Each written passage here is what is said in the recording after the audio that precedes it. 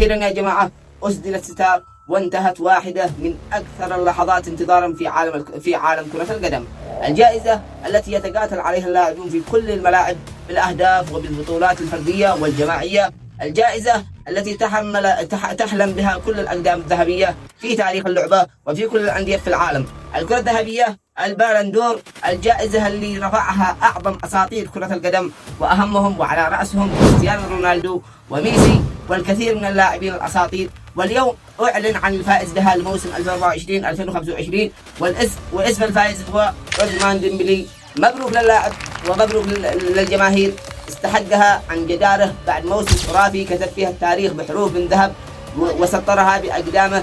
ايش رأيكم يا جماعة؟ هل اختيار الفيفا أو اليوفيفا أو الصحفيين كان عادل ولا في لاعب ثاني كان يستحق أكثر؟ اكتبوا رأيكم في التعليقات تحت في التعليقات وخلي نقاشنا يشتعل ونشوف أنتم موافقين على فوز بهذه الجائزة أو في رأيكم إنه ما يستحقها أو إنه ظلم لاعب آخر. يلا اكتبوا رأيكم في التعليقات ولا تنسوا اللايك والاشتراك وتفعيل زر الجرس ليصلكم كل جديد والسلام عليكم.